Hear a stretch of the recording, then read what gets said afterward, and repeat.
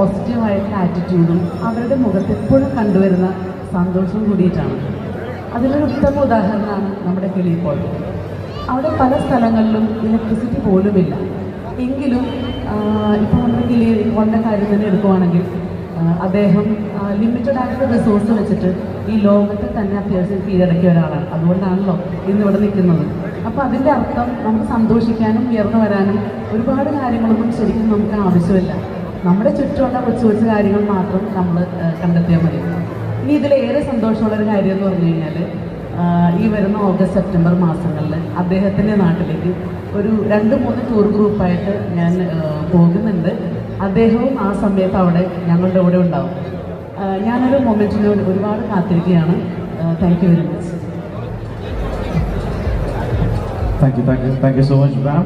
അതോടൊപ്പം തന്നെ കിളിപ്പോലിന് വേണ്ടിയിട്ട് ഇവിടെ ഒരു പടം വരച്ചു.